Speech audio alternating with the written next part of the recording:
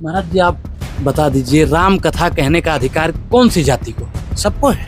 मेरे मत से, शास्त्र के हिसाब से सबको अधिकार है, सबको अधिकार है। भगवान भाव के भूखे हैं, भगवान विचार के भूखे हैं, भगवान श्रद्धा के भूखे हैं, भगवान निष्ठा के भूखे हैं, भगवान ढोंग और ढकोसला के भूखे नहीं है कि अढ़ाई मन कंठी पहन लिया, चंदन पोत लिया, चंडून बना लिया, भगवा पहन लिया तो कॉपीराइट मेरा ही परमात्मा पे, भगवान पे, सनातन पे, संस्कृति पे, हिंदू पे, हिंदुत्व पे हो गया। जो भगवान राम सबरी के जूठे बैर खा सकते हैं, जो भगवान राम निषाद राज को गले लगा सकते हैं, दलित भाई हमारे पूजनीय नहीं है क्या?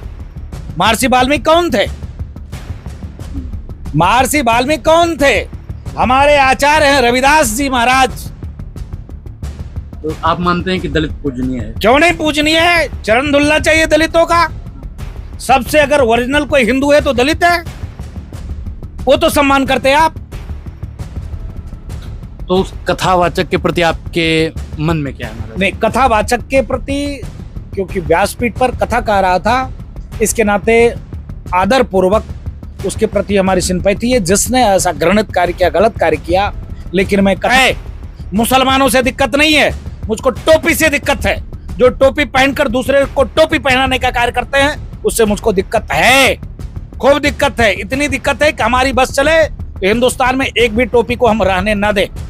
मैं उस पर अध्ययन करके फिर से आपसे वार्ता करूंगा। मैं कुरान इसलिए मंगाया क्योंकि मैं देखता हूं कि जो मदरसे में जो शिक्षा दी जाती है, वह मदरसे की शिक्षा में इस्लाम के अलावा और किसी मत मतांतर पंथ मजहब को एक पैसे बराबर मान्यता नहीं दी जाती है। ब्राह्मणों ने अपने फायदे के लिए जाति बना दी। ना ना ना ना ना, ब्राह्मण दक्षिणा तो लेंगे SC ST से। एक मिनट, तो ब्राह्मण की जाति किसने बनाई? चलो, ब्राह्मण ने फायदे के लिए जाति बनाई, एक मिनट के लिए, तो ब्राह्मण की जाति किसने बनाई? ये बड़ा सवाल है भाई। कुर्मी छत्री राम जानकी मंदिर, लोधी पंचायती राम जानकी मंदिर, चमार पंचायती राम जानकी मंदिर। जात पात पूछे न कोई, हरि को भजे से हरि का होई। नमस्कार दोस्तों, इस समय मैं अयोध्या में विराजमान हूँ और हमारे साथ में राजू दास जी महाराज हैं, हनुमानगढ़ी के बड़े संत हैं। इस समय इटावा की जो घटना है सोशल मीडिया पर बड़ी तेज से वायरल हो रही है कि यादव देखकर मारा गया। कहते हैं कि जाति न पूछिए साधु की, पूछ लीजिए ज्ञान। तो उस ज्ञान के आधार पर अगर कोई साधु संत कथा प्रवचन कर रहा है तो उसके साथ में ऐसा क्यों किया जाता है? क्या लोग और भी सवाल उठा रहे हैं कि क्या गंगा जल से भी पवित्र हो गया उस महिला का मूत्र? ऐसे तमाम सवाल उठ रहे हैं। मैं राजू दास जी महाराज से जानना चाहूंगा कि इस पूरे मुद्दे को लेकर क्या सोचते हैं। महाराज जी, जय श्री सीताराम। वंदे मातरम, जय श्री राम, श्री हनुमान जी महाराज की जय, सत्य सनातन वैदिक धर्म की जय, भारत हिंदू राष्ट्र की जय, श्री हनुमान जी महाराज की जय। पहले तो आपके लिए और आपके कैमरामैन के लिए मंगल कामना।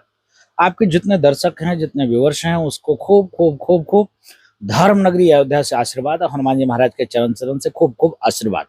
महाराज जी, इटावा में एक घटना हुई, एक यादव कथावाचक की जाति पूछी गई, यहाँ धर्म नहीं पूछा गया। जाति पूछ के उसकी नाक रगड़वाई गई, उसकी चुटिया काट दी गई, कई प्रकार की उसको अपमानजनक गालियां दी गई। इसको संत समाज कैसे देखता है? ये संत समाज का अपमान है या सिर्फ यादव का अपमान है? नहीं नहीं, न तो यादव का अपमान है, न तो संत समाज का अपमान है। वो मानवता के शर्मसार करने वाली घटना है। ऐसा घटना नहीं होनी चाहिए। मैं सुन रहा था उस पीड़ित परिवार, जिस परिवार ने अपने यहाँ कथा कराई, उस परिवार ने कहा कि उसको तो जानकारी थी, शायद वो जानकर कथा कराया। ऐसा तो है नहीं कि उसको जानकारी नहीं रही होगी, नहीं थी। क्षेत्रीय लोग बता रहे हैं जाति छिपाई गई।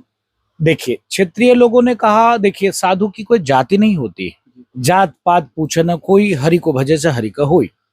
लेकिन महाराज जी, मानस में लिखा है कि पूजिए विप्र सकल गुणहीना, शूद्र न पूजिए वेद प्रवीणा। इसलिए लिखा हुआ है क्योंकि ब्राह्मण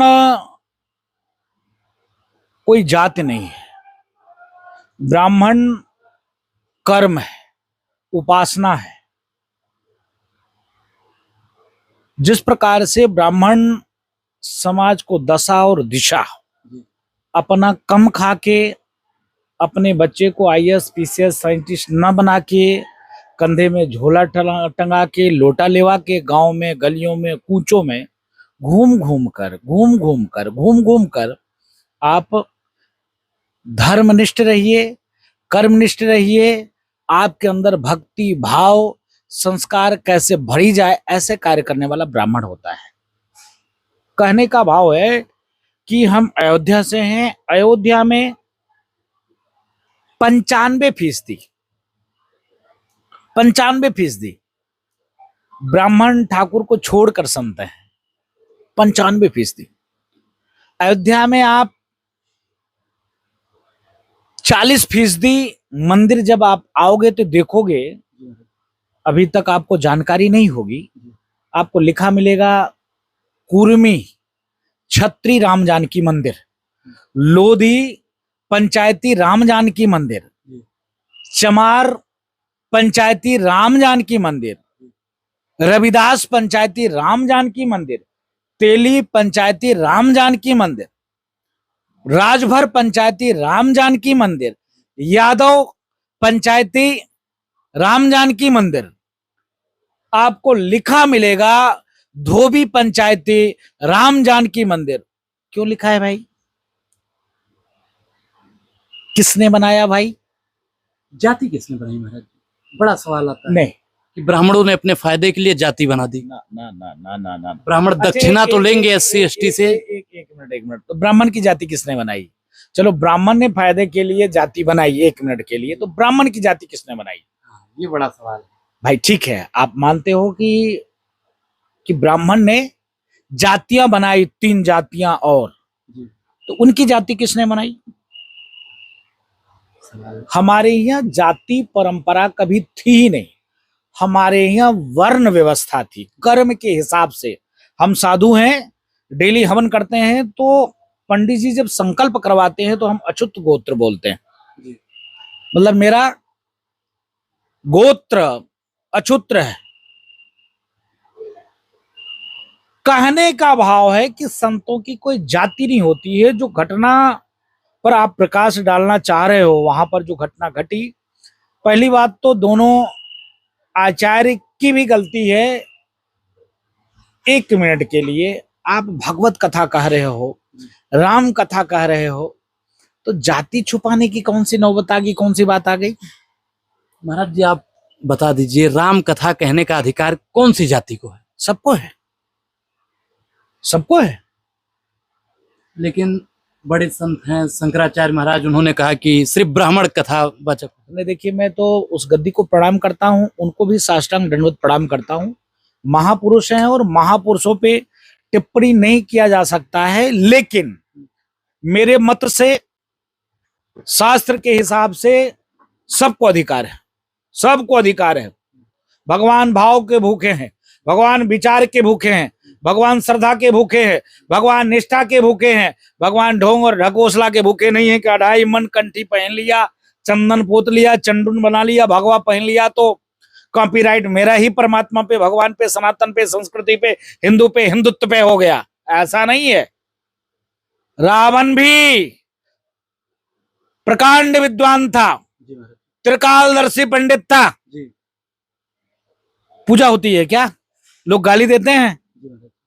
उसकी विचार, उसकी व्यवहार, उसकी संस्कार राक्षसी प्रवृत्ति हो गई थी, ब्राह्मण कुल में जन्म लेने के बावजूद भी।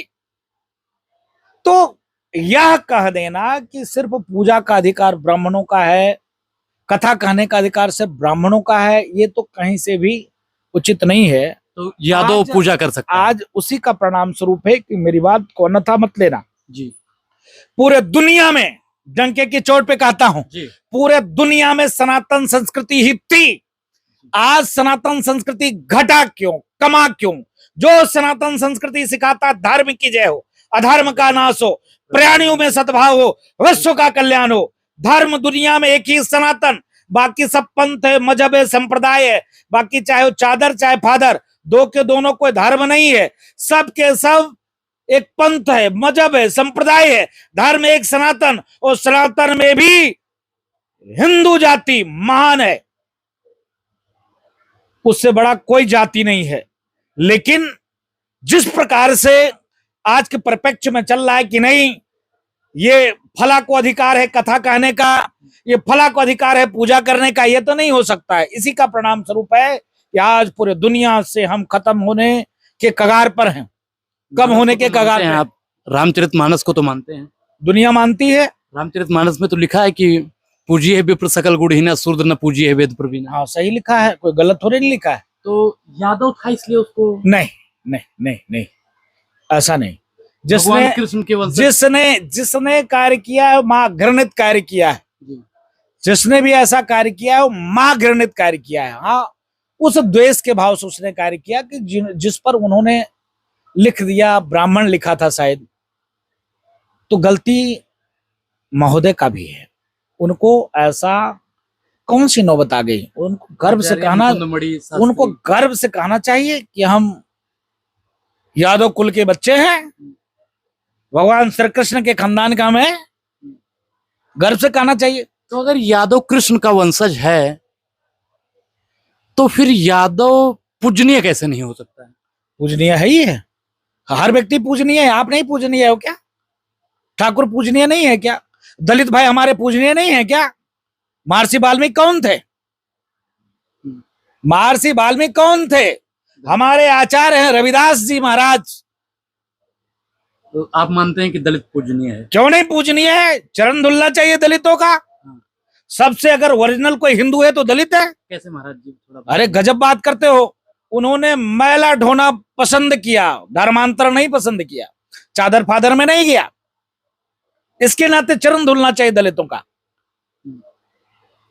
सिख गुरुओं का, धर्म गुरुओं का चरण धुलना चाहिए। आज सनातन संस्कृति बचा है, गुरुओं की देन है, अखिलेश यादव जैसे लोग की नहीं देन है। हम लोग कह रहे हैं कि अगर दान दक्षिणा बंद कर दिया जाए तो लोग कहां जाएंगे? कितनी दुर्भाग्य की बात है। समाज में जहर कौन घोल रहा है?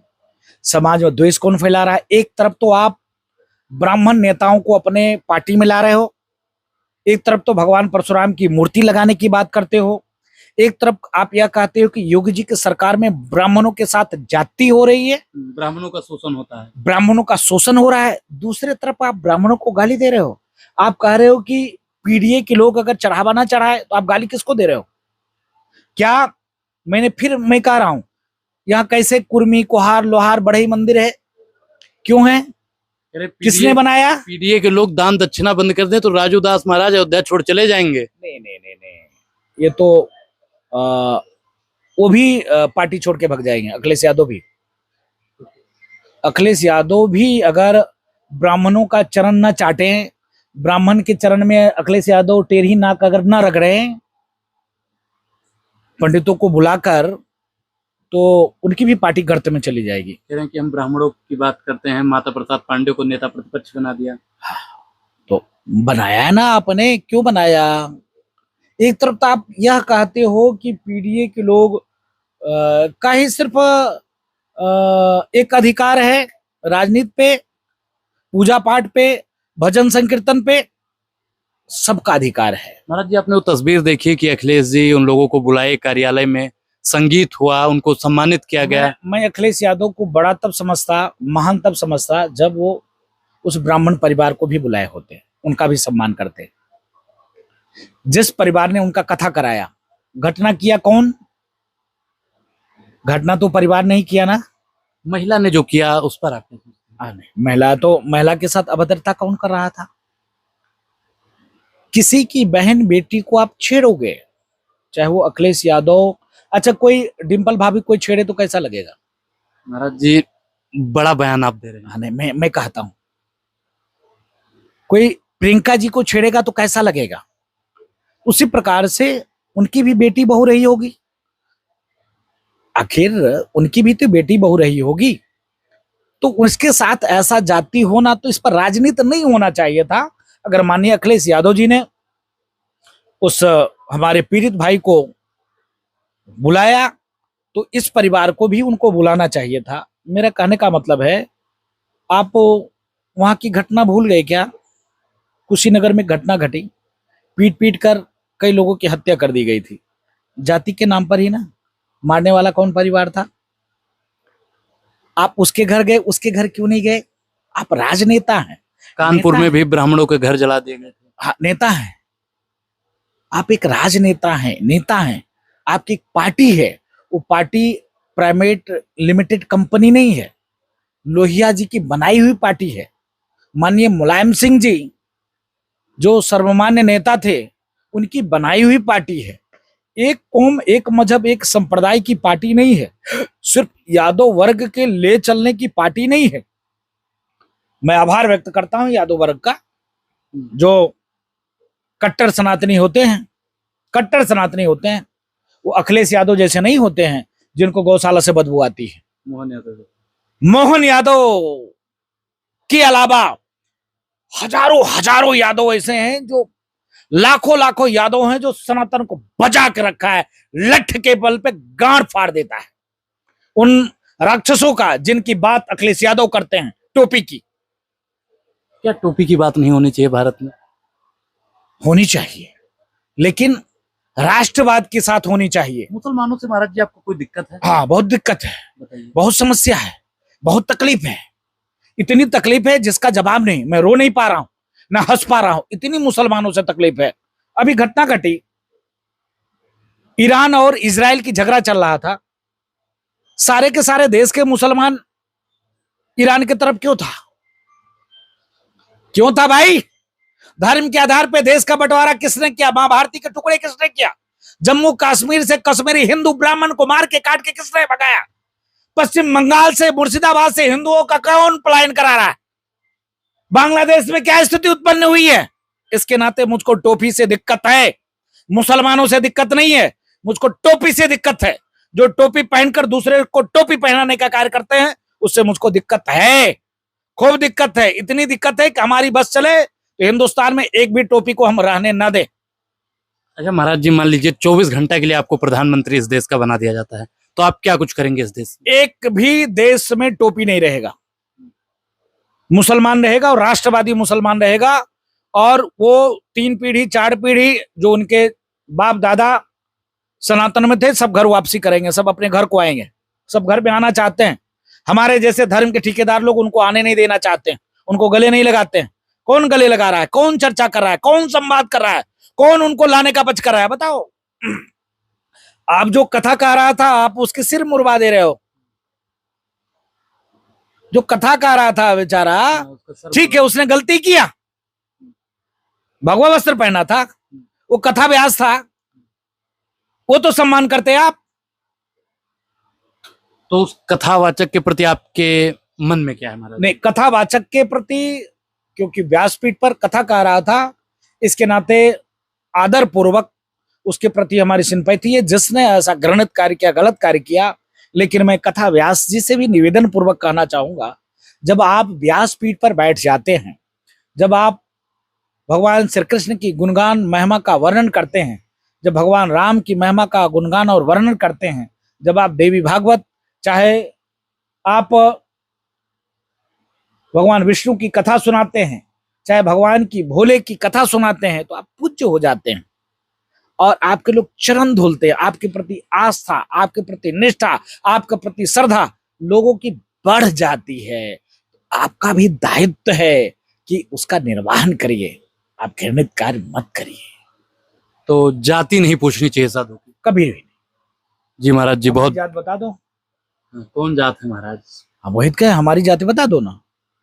सवाल उठ। जात न पूछिए साधु की। हमारे यहाँ परंपरा है कि राम मंत्र कान में पड़ गया तो दूसरा जन्म हो गया। इसलिए किसी की सनातन पे कॉपीराइट नहीं है। एक व्यक्ति का सनातन पे अधिकार नहीं है, पूजा पाठ पे अधिकार नहीं। पूजा पाठ हर समुदाय, हर व्यक्ति को अधिकार है, हर व्यक्ति को करना चाहिए। संविधान अधिकार। आप संविधान छोड़िए, भगवान राम ने अधिकार दिया है, भगवान कृष्ण ने अधिकार दिया है। क्या बात करते हो? भगवान श्री कृष्ण को भी कह रहा था ये ग्वाला है, छलिया है, इसकी पूजा क्यों कर रहे हो? पितामह की पूजा होनी चाहिए थी।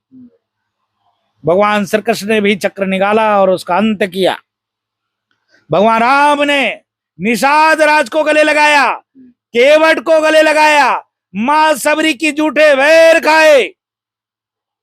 अगर जातिवादता होती शंभू का वध क्यों छुआछूत किया? होता नहीं, गलत कहाँ लिखा है, किस वेद किस पुराण किस शास्त्र में लोग लिखा है? कहते हैं कि शंभू का मन वध- ग्रंथ कहानी है। जो भगवान राम सबरी के जूठे बैर खा सकते हैं, जो भगवान राम निषाद राज को गले लगा सकते हैं, शंभू कोई आतंकवादी रहा होगा इसलिए वध किया होगा? अगर ऐसा है कहीं तो शंभू की विचारधारा अच्छी नहीं रही होगी, इसके नाते उसकी वध हुआ होगा। ऐसा क्यों कहते हो शंभू? अभी तो मैं देखता हूं कि लोग महिषासुर को भी भगवान बनाने पे लगे रहते हैं कि महिषासुर हमारे यादव कुल के थे, उनके साथ मां दुर्गा ने गलत कार्य किया। तो ये नहीं चलेगा, ये तो नहीं चलेगा। महाराज जी, लास्ट सवाल, क्या भाजपा का विरोध हिंदू का विरोध है? नहीं, इसको मैं नहीं मानता। मैं कट्टर संघ विचार परिवार से हूं। मैं जीते उठते बैठते संघ विचार परिवार के ही बात करता हूं। लेकिन आप जो सवाल किए हो गंभीर सवाल है। भाजपा का विरोध करना सनातन का विरोध नहीं है, भाजपा का विरोध करना हिंदुत्व का विरोध नहीं। अगर ये कोई कहता है तो गलत बात है। कुछ लोग भाजपा को अपना धर्म और नरेंद्र मोदी को अपना भगवान मान लिए हैं। मानना भी चाहिए, जिनको आस्था है, जिनको श्रद्धा है, जिनको विश्वास है।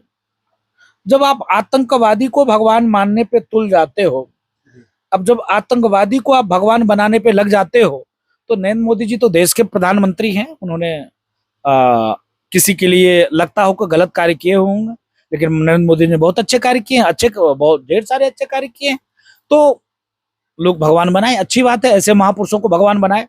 लेकिन यह कह देना कि नरेंद्र मोदी का विरोध करना सनातन का विरोध है, कहीं उचित नहीं है। लेकिन मैं फिर कहता हूं डंके की चोट पे, अगर दम हो तो नरेंद्र मोदी और योगी जी का विरोध करते करते आप जब सनातन का विरोध करने लग जाते हो तो फिर वहां सवाल खड़े हो जाते हैं।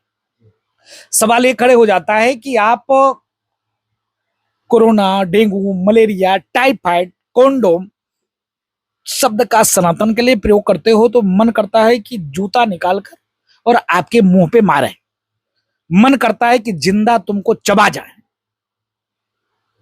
जब आप रामचरितमानस को नफरती ग्रंथ कहते हो, गोस्वामी तुलसीदास जी को गाली देते हो, भगवान राम को गाली देते हो, भगवान श्री कृष्ण को गाली देते हो, जब गीता को जलाने की बात करते हो, रामचरितमानस को फाड़ने की बात करते हो, तो मन करता है कि तुमको जिंदा चबा जाए या जूता से मुंह तोड़ दें। कौन से समुदाय के लोग हैं वो ये भी बता दीजिए। वो शुद्ध रूप से समाजद्रोही हो, किसी समाज के नहीं है, किसी धर्म के नहीं है।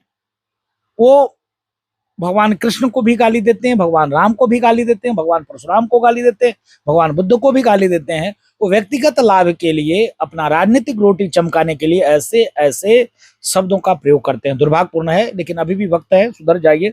धर्मो रक्षते रक्षता, धर्म की रक्षा आप करोगे, धर्म आपका रक्षा करेगा। फिर मैं कहता हूं डंके की चोट पे, विश्व की सभ्यता, विश्व की संस्कृति, विश्व की मानवता तभी तक सुरक्षित है जब तक हिंदू बहुसंख्यक है, सनातन सुरक्षित है। अगर विश्व को बचाना है तो आप सनातन को बचाना पड़ेगा।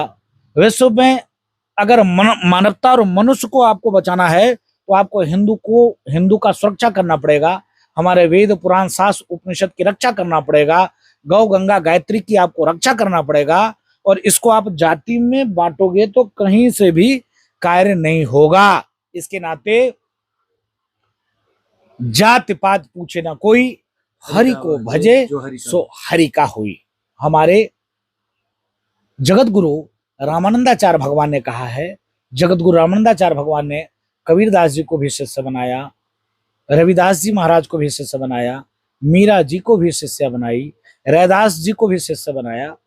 कहने का भाव सिर्फ यही है कि जिस प्रकार से कलेश द्वेष को जाति रंग देकर अपना लाभ सिद्ध करने के लिए एक जाति में एक जहर द्वेष घोलकर समाज को जो बांटने की साजिश कुछ तबका कुछ लोग कर रहे हैं, दुर्भाग्यपूर्ण है। हमको प्रसन्नता होती माननीय अखिलेश यादव जी उसी जगह पर उन जिनके यहाँ उन्होंने कथा कही थी उनको भी बुला लिए होते, उनका भी सम्मान कर देते कि आपने यादव जाति के महापुरुष से भी कथा सुनने का प्रयास किया है। विप्र देवता, आपने उनके चरण धोए, चरण पूछे, इसके नाते आपको साधुवाद। ये भी कर सकते थे, उन्होंने नहीं किया।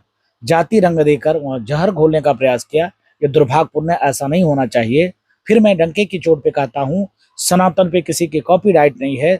सनातन पे हर व्यक्ति का अधिकार है, कोई भी सनातन कथा पे हर सनातनियों का अधिकार है। अगर आस्था है, श्रद्धा है, निष्ठा है, परमात्मा के प्रति आपको विश्वास है, तो परमात्मा आपके पास है। जी महाराज जी, बहुत बहुत धन्यवाद। आपको आभार, आपको धन्यवाद। आपने बहुत मेहनत किया। मैं आपके तमाम ढेर सारे वीडियो देखा करता हूँ।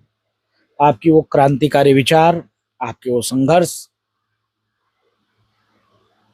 आपकी वो कठिनाई का सामना करते हुए, लड़ते हुए, हर वर्ग हर समुदाय के लिए मैं तो कट्टर हूँ, लेकिन आपकी भी कट्टरता जबरदस्त है और आपकी कट्टरता मानवता की कट्टरता है। और आप मैं एक कौम को 1% भी नहीं चाहता हूँ, लेकिन आप उस पर भी उसकी चिंता और चिंतन करते हो।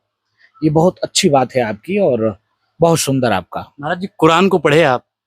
मैं इसी बीच में कुरान मंगाया हूँ और कुरान में मैं देखना चाह रहा महाराज जी, था। कुरान अगर आपके यहाँ पे है मंदिर में विराजमान तो दिखाइए मुझे। नहीं, मैं मंगाया हूँ और मैं उस पर अध्ययन करके फिर से आपसे वार्ता करूंगा। मैं कुरान इसलिए मंगाया क्योंकि मैं देखता हूँ कि जो मदरसे में जो शिक्षा दी जाती है, वह मदरसे की शिक्षा में इस्लाम के अलावा और किसी मत मतांतर पंथ मजहब को एक पैसे बराबर मान्यता नहीं दी जाती है।